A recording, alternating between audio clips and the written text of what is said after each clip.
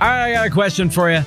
How many participants were there in the first ever communion at the Last Supper?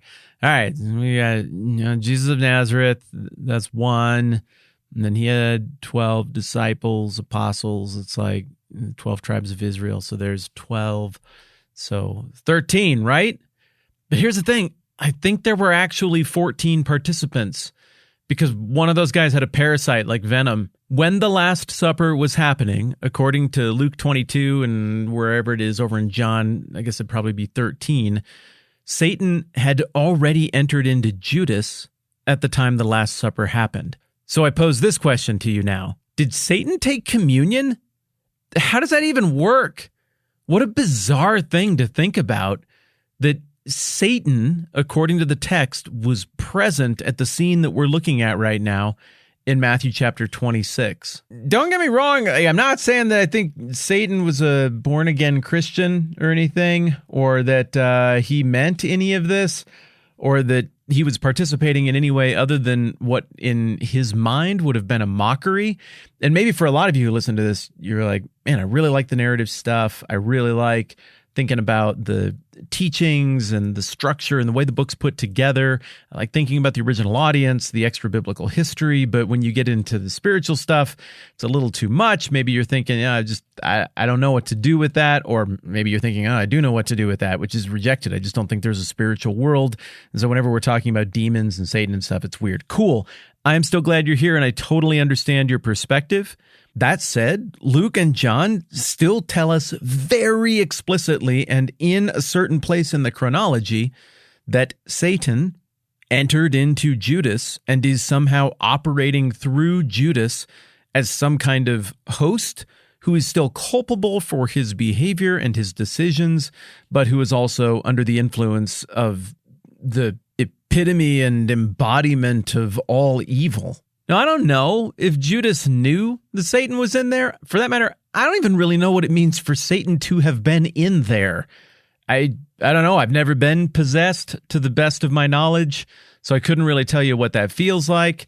And the text doesn't really give us any indication as to whether Judas knew that he was willfully cooperating with the Lord of Darkness or not. But yet, here we still are, sitting down to initiate this most treasured of Christian expressions of worship and unity with each other and with God. And if the rest of the Bible is to be believed, Satan is in the room when this thing gets kicked off wild. We've spent the last few days looking at the run-up to the part where Jesus actually gives out, I guess, what we call the elements of what would become communion, what would become the Eucharist. And so you got this little aside, I think it was an aside at least, in verses 25 and 26, just 25, where finally Judas is like, it's not me, right? And Jesus is like, yeah, it's you. And then right after that, assuming this is part of Matthew's narrative that is arranged chronologically, we have to acknowledge the fact that Matthew doesn't always do things right in order, but I don't see a reason for him to tell this part out of order. So I don't know, let's just play along and assume that he's telling us in order. You got this little aside, and Jesus calls out Judas. Apparently the rest of the room doesn't know that Judas has been singled out yet. Maybe they suspect him because he's kind of been a turd about some other stuff. Maybe they're also worried that the accusation could be directed toward them, that they're not thinking straight. Whatever the case, the meal gets back on track in verse 26. It says, while they were eating, Jesus took bread, gave thanks, and broke it, and he gave it to his disciples, saying, take and eat, this is my body. For those of you who are here who go to church and are Christians, you could probably accidentally almost recite that verse from memory just because you've heard it so much every time you take communion. Now, I understand that different traditions do this in different ways, obviously, and I also understand that they don't always use the same script. I have got a little pink sticker right here. I'm going to let you hear the little pink sticker.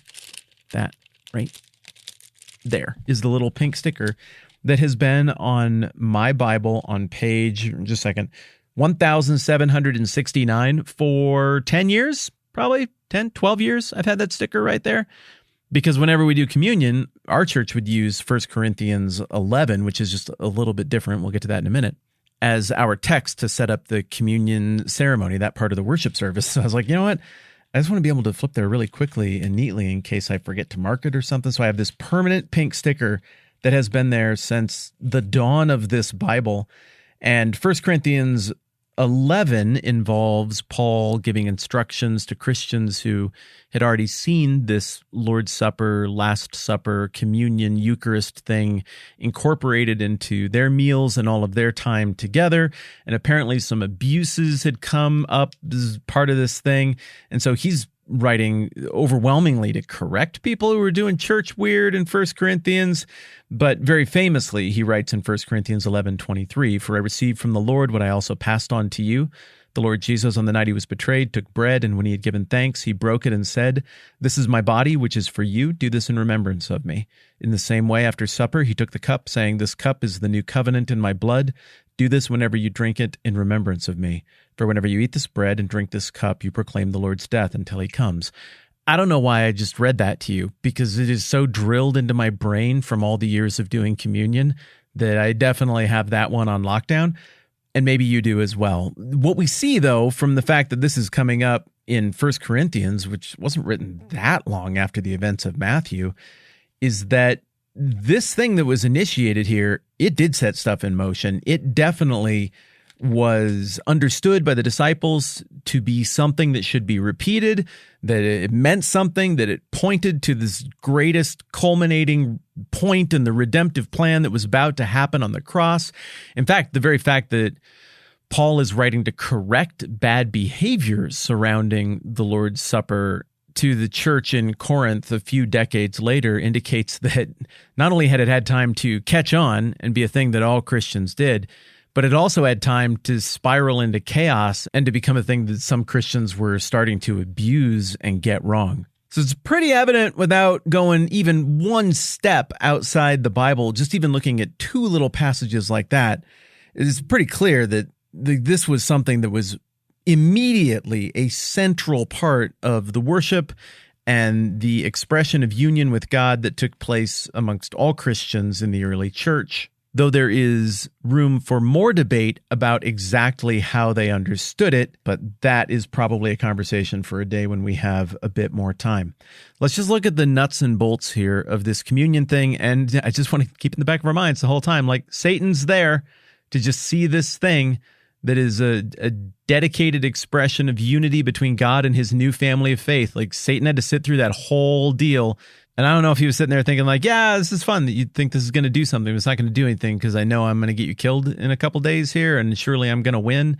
I don't know if that's how Satan's brain works. Again, I've never talked with him. I've never been possessed by demons or Satan to the best of my knowledge. So I'm not totally clear on his knowledge level on stuff or how he thinks about things. Maybe Judas would have had a clearer take, but maybe Satan is sitting through this thing and he's like, well, I'm going to give this my best play, but I don't know. Like my friend Jeff says about the St. Louis Cardinals, they're just never dead. They never, ever, ever go away. Even when it seems like you've got them completely knocked out, they're always still in contention. Maybe that's where Satan was at with God at this point. Maybe just feeling beat down and like, well, this is my best swing, but God always sorts these things out. It's always two steps ahead of me. Whatever. And this is probably going to be a stupid thing that's going to be a thorn in my side forever and ever and ever.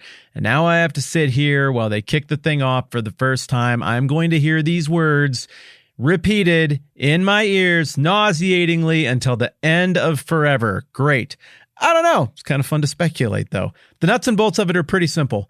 They're sitting there eating. Jesus takes the bread. He gives thanks. He breaks it, and he gives it to his disciples. And he says, "Take and eat. This is my body." We'll talk more next time around about what he meant. Then he took the cup, gave thanks, and offered it to them, saying, "Drink from it, all of you. This is my blood of the covenant, which is poured out for many for the forgiveness of sins." Okay, that sounds a lot like all of that business that we've pointed to so many times, the words of Christ, where he says, the Son of Man didn't come to be served, but to serve and to give his life as a ransom for many. I mean, it's right there. We've also got this idea of a new covenant here, a fulfillment, that is, of an old covenant. That seems like it's playing off of what Jesus said he was going to do in Matthew 5:17. Don't think that I've come to abolish the law and the prophets. I haven't come to abolish them, but to fulfill them. Also more on that next time around. Then he says, "I tell you, I'll not drink of the fruit of the vine from now on until the day when I drink it anew with you in my Father's kingdom." And then they sing a hymn and they leave. A couple of things I find remarkable about this. Number one, we've been talking about it the whole time through. Satan would seem to be in the room. Not sure about the implications of that, but very interesting to think about. Thing number two, look at how simple this is. Jesus took the most basic thing, other than maybe breathing, and found a way to institutionalize it into a thing where even something as basic as simple nourishment, hand to mouth, food and drink, is a reminder of one's total dependence on this redemptive work of God. He could have initiated something way more elaborate and it would have had all kinds of interesting symbols, and it could have worked really well, especially for super smart, fancy academic types, but instead he picked something that is immediately accessible to literally everyone ever who has ever been a human. Because if you've been a human and you've been alive for any amount of time, or any amount of time that involved cognitive awareness, you ate stuff and you drank stuff. And I think it's fascinating that he went so very simple in how he was illustrating all the stuff that he's illustrating here theologically. We're not done on this. Oh, we are not done on this. More Last Suppering tomorrow. I'm Matt. This is the 10-Minute Bible Hour podcast. Let's do this again soon.